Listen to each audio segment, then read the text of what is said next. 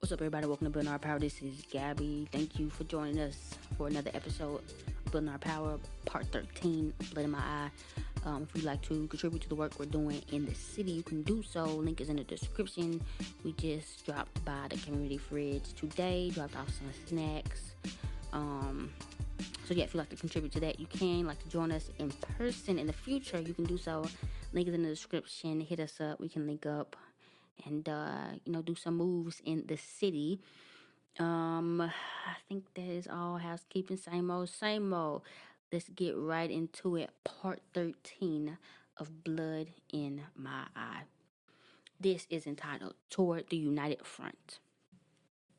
A new Unitarian and progressive current has sprung up in the movement centering on political prisoners. How can this Unitarian conduct be developed further in the face of determined resistance from the establishment? How can it be used to isolate reactionary elements? Unitary conduct implies a search for those elements in our present situation which can become the basis for joint action. It involves a conscious reaching for the relevant, the intente, and especially in our case, the reconcilable. Throughout the centralizing authoritarian process of American history, the ruling classes have found it necessary to discourage and punish any genuine opposition to hierarchy. But there have always been individuals and groups who rejected the ideal of two unequal societies existing one on top of the other. The men who place themselves above the rest of society through guile, fortuitous outcome of circumstance, and sheer brutality have developed two principal institutions to deal with any and all serious disobedience: the prison and institutionalized racism. There are more prisons of all categories in the United States than in all other countries of the world combined. At all times, there are 2/3 of a million people or more confined to these prisons. Hundreds are destined to be legally executed, thousands more quasi legally. Other thousands will never again have any freedom of movement, barring a revolutionary change in all the institutions that combine to make up the order of things. 1/3 of a million people may not seem like a great number compared with the total population of 200 million. However, compared with the 1 million who are responsible for all the affairs of men within the extended state, it constitutes a striking contrast. What I want to explore now are a few of the subtle elements that I have observed to be standing in the path of a much needed united front, non sectarian, to effectively reverse this legitimized ripoff. Prisons were not institutionalized on such a massive scale by the people. Most people realize that crime is simply the result of a grossly disproportionate distribution of wealth and privilege, a reflection of the present state of property relations. There are no wealthy men on death row, and so few in the general prison population that we can discount them altogether. Imprisonment is an aspect of class struggle from the outset. It is the creation of a closed society which attempts to isolate those individuals who disregard the structures of a hypocritical establishment, as well as those who attempt to challenge it on a mass basis. Throughout its history, the United States has used its prisons to suppress any organized efforts to challenge its legitimacy. From its attempts to break up the early Working Man's Benevolent Association to banning of the Communist Party during what I regard as a fascist takeover of this country, to the attempts to destroy the Black Panther Party. The hypocrisy of American fascism forces it to conceal its attack on political offenders by the legal fiction of conspiracy laws and highly sophisticated frame-ups. The masses must be taught to understand the true function of prisons. Why do they exist in such numbers? What is the real underlying economic motive of crime and the official definition of types of offenders or victims? The people must learn that when one, quote, offends the totalitarian state, it is patently not an offense against the people of that state, but an assault upon the privilege of the privileged few. Could anything be more ridiculous than the language of blatantly political indictments? The people of the state versus Angela Davis and Rochelle Maggie, or the people of the state versus Bobby Seale and Erica Huggins. What people? Clearly the hierarchy, the armed minority. We must educate the people in the real causes of economic crimes. They must be made to realize that even crimes of passion are the psychosocial effects of an economic order that was decadent 100 years ago. All crime can be traced to objective socioeconomic conditions, socially productive or counterproductive activities. In all cases, it is determined by the economic system, the method of economic organization. The people of the state versus John Doe is as tenuous as the clearly political frameworks. It's like stating the people versus the people, man against himself. Official definitions of crime are simply attempts by establishment to suppress the forces of progress. Prisoners must be reached and made to understand that they are victims of social injustice. This is my task working from within. While I'm here, my persuasion is that the war goes on no matter where one may find themselves on bourgeois dominated soil. The sheer numbers of prisoner class and the terms of their existence make them a mighty reservoir for revolutionary potential. Working alone and from within a still enclosed society, there is very little that people like myself can do to awake the restrained potential revolutionary outside the walls. That is the part of the task of the quote prison movement. The prison movement, the August 7th movement, and all similar efforts educate the people in the illegitimacy of establishment power and hint at the ultimate goal of revolutionary consciousness at every level of struggle. The goal is always the same: the creation of an infrastructure capable of fielding a people's army. Each of us should understand that revolution is aggressive. The manipulators of the system cannot or will not meet our legitimate demands. Eventually, this will move us all into a violent encounter with the system. These are the terminal years of capitalism, and as we move into more and more basic challenges to its rule, history clearly forewarns us that when the prestige of power fails, a violent episode precedes its transformation. All right, so I feel like all that was pretty much self-explanatory. Like, if we've been reading this far, this is kind of a running theme that what we view as crime and punishment and the law isn't what we've been taught. We've been taught that bad people go to jail. The jail is for them to, not only be punished for their crimes, but for them to change their ways and come back better and not do it again and stuff like that. But any history, any real history that you look at, going back to the creation of the prisons and the police, it has always been a tool of capitalism. It has always been a tool of white supremacy and oppression. It's never had the people, us, our best interests at heart.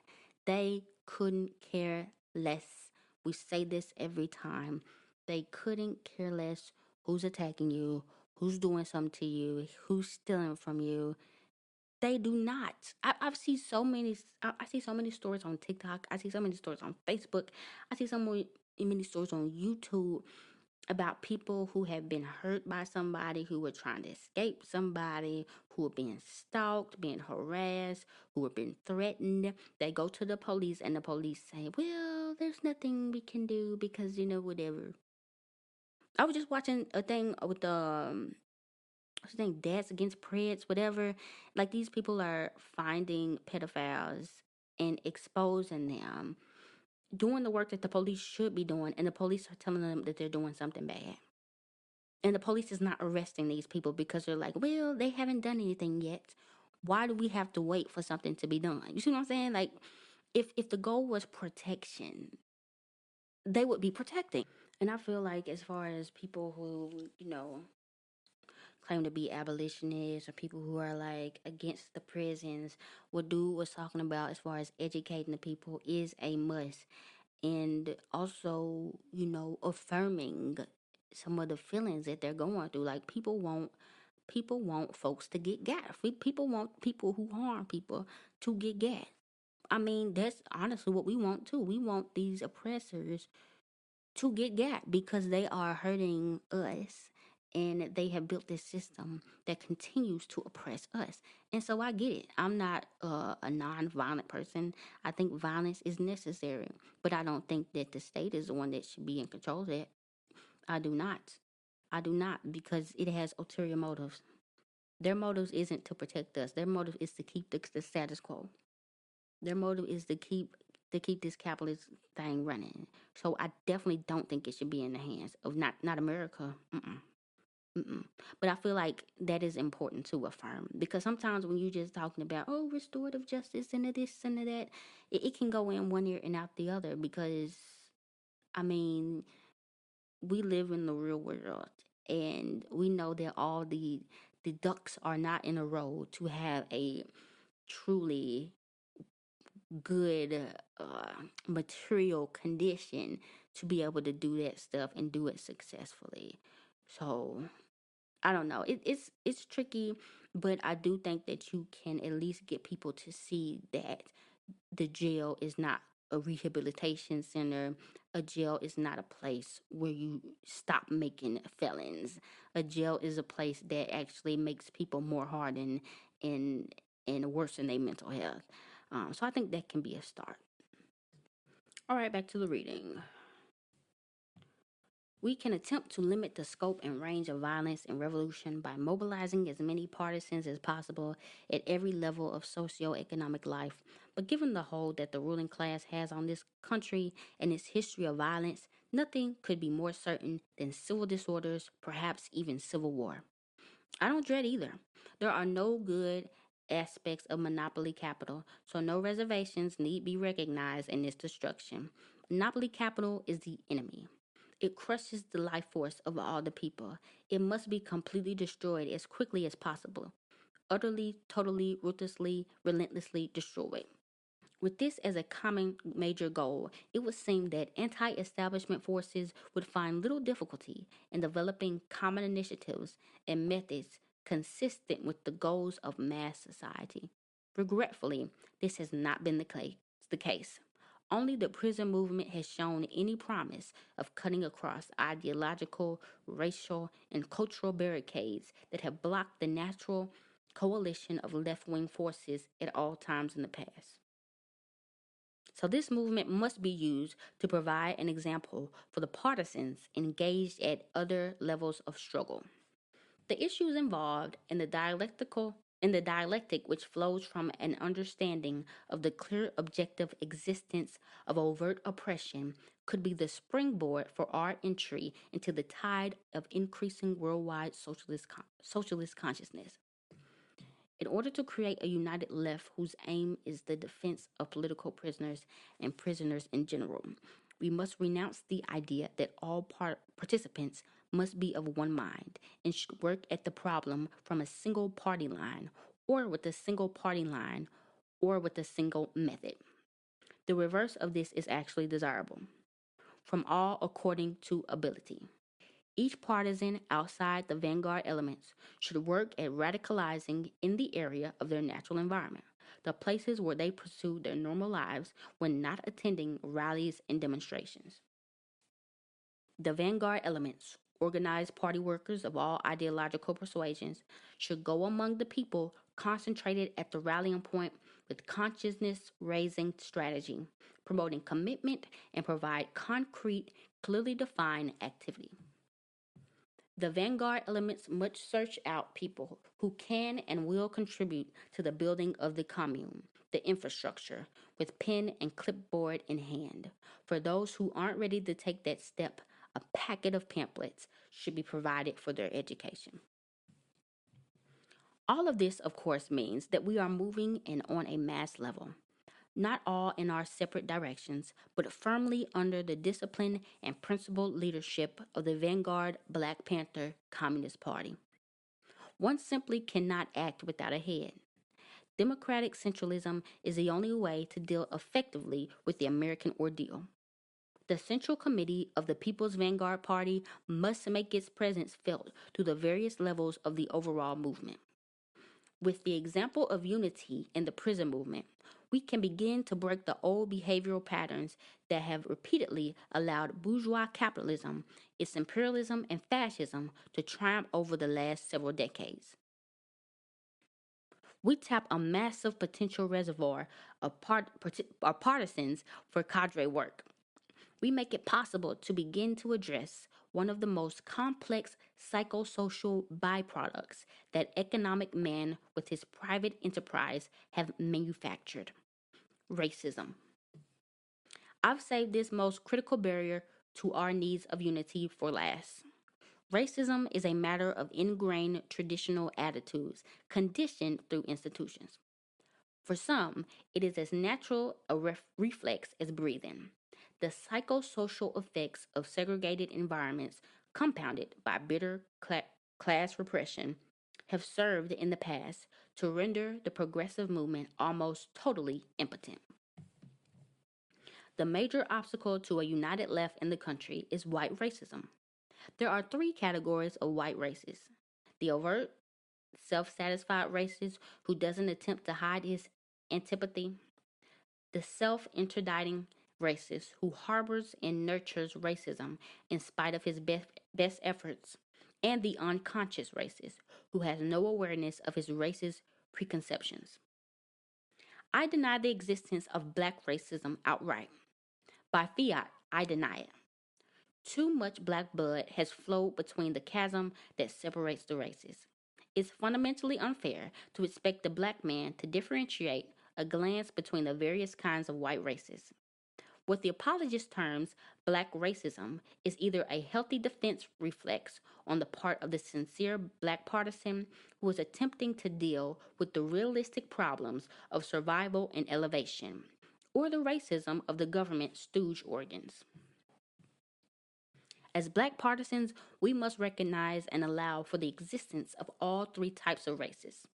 We must understand their presence as an effect of the system. It is a system that must be crushed, for it continues to manufacture new and deeper contradictions of both class and race. Once it is destroyed, we may be able to address the problems of racism at an even more basic level. But we must also combat racism while we are in the process of destroying that system. The self-interdicting racist, no matter what his acquired conviction or ideology, will seldom be able to contribute with his actions in any real concrete way. His role in revolution, barring a change of basic character, will be minimal throughout. Whether the basic character of a man can be changed at all is still a question. But we have in the immediacy of the quote issues in question the perfect opportunity to test the validity of materialist philosophy again, because we don't have to guess, we have the means of proof. The need for Unitarian conduct goes much deeper than the liberation of Angela, Bobby, Erica, McGee, Los Siete, Tianera, white draft resistors, and now the indomitable and faithful James Carr. We have fundamental strategy to be proved, tested, and proved. The activity surrounding the protection and liberation of people who fight for us is an important aspect of the struggle, but it is important only if it provides new initiatives that redirect and advance the revolution under new progressive methods. There must be a collective redirection of the old guard, the factory and union agitator, with the campus activists who can counter the ill effects of fascism at its training site, and with the lumpen proletariat intellectuals who possess revolutionary scientific socialist attitudes to deal with the masses of street people already living outside the system. They must work towards developing the unity of the pamphlet and the silenced pistol. Black, brown, and white are all victims together. At the end of this mass collective struggle, we will uncover our new man, the unpredictable culmination of the revolutionary process. He will be better equipped to wage the real struggle, the permanent struggle. After the revolution, the one for new relationships between men. Okay, so, yeah. pretty much he's talking about, there has not really been any unity in the fight against the system, whether it be because of class issues or racist issues or just random, I'd add random little tits for tats about random shit. Like just shit you see on Twitter, like the most basic random discourse that is causing people to say I'm about to leave the left. Like, so what he's saying is there are ways to unite, and you have to unite under the common goal, and the common goal obviously for us has to be liberation. And uh I mean, he's saying it can be done because they've done it in the prisons. They've been able to unite people of all races, and of course, this is all proletariat, lumpen proletariat men. Um, but he you know figured that the same thing can be used for us in the outside world. Um, and I don't disagree. I think that there are there will have to be a uniting of people up under a common goal. But I feel like, unfortunately, the common goal, in order to get to the common goal, you have to already have been deconstructing shit. Because there's no way you're like, okay, I'm fighting for the destruction of this American capitalist system, right? But that black shit. We'll talk about that later. The ableist shit. We'll talk about that later. The gay shit. We'll talk about that later. We have to unite under this common goal. We have to unite. That's like saying, I I want to get rid of. Like I said, anyway, I want to get rid of these roaches. I'm gonna get rid of these roaches. I'm gonna do everything in my power to get rid of these roaches. Now we're gonna talk about this mess in my house. We're gonna talk about that later. We're gonna talk about these Cheetos I got on the ground later. We're gonna talk about this crack in the dough that's letting the roaches in. We're gonna talk about that later. I got to get rid of these roaches. Well, you're never gonna get rid of the roaches, man. You're not even dealing with things that are contributing. So I think it's going to be more than just I want communism. Like we're seeing that with our own eyes. There's so many people. I want communism. I want socialism. I watch Vosh. I watch Hassan. I watch these people. I watch that. I want all these things. I watch Jimmy Dore, but you literally racist as hell. You literally against the liberation of queer and trans people. You literally hate children. You literally all this, but you want communism. Like, no, no, no. I feel like, mm-mm, mm-mm. And that stuff is not minute. Like, he was saying, yeah, these things have to be dealt with during the process of fighting for the revolution. But I don't think it should be something that it is something that should be in the forefront because there's just no way. There's no way. Imagine we do all this. Imagine we do all this planning revolution, and now we over here, and women still can't have no abortion, or folks still being persecuted. What sense would that make? So I don't know. And people can say this virtue signaling, or people can say this the left is too damn pure. They got that pure politics. They don't let just anybody in there. The right lets anybody in there as long as you hate minorities, and it's like, duh, because that's the status quo. Like, you're not changing anything. Like, anybody can easily join the right. Duh, just wake up and go there. You've already been brainwashed into that thinking. I'm sorry, we're trying to do something different. I'm sorry, we're trying to do something totally against everything that stands for. But doing that requires a certain level of worldview. Like, it shouldn't be nothing in your brain that's like, yeah, yeah, I'm for communism or whatever, but I'm still better than this group of people. I deserve more rights than this group of people. Like, this not finna fly, homie. It's just not. And I think a lot of white people need to check themselves because honestly, like we've already talked about this is what they think. They think that black people are the mules, minorities are the mules, but eventually, once that revolution comes, they finna be in charge. Ain't shit finna change. We ain't talking about all that identity politics shit. This secondary shit. And cis hetero people as well. And us able people as well. And yeah, so that is important to talk about. People act like shit like that is like minuscule. And we need to be talking about theory, and we need to be talking about, well, we really don't need to be talking about nothing. We need to be in the streets. But if you're not already, when you're in the streets, sowing the seeds of anti hierarchical thinking and liberation of all people, you're setting yourself up for failure, and we will continue to be stagnant forever. We're not stagnant because we are challenging each other to be better. We're stagnant. We've been stagnant. It's because we just let shit slide. We let the misogyny slide. Oh, it's whatever.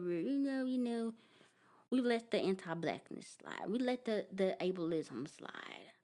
But now we gotten to a point where we're like, that's not gonna fly, and so I feel like that's a good thing. What do you guys think? Do you think that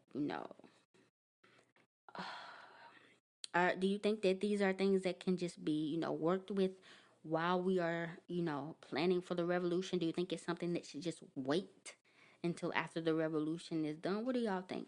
Do you even think these are important things to be thinking about when we're thinking about revolution, or should this are these secondary things? You let me know.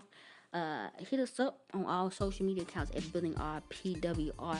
We gonna end it right there. That was page 113. We're gonna start back up with page 117 in the next episode.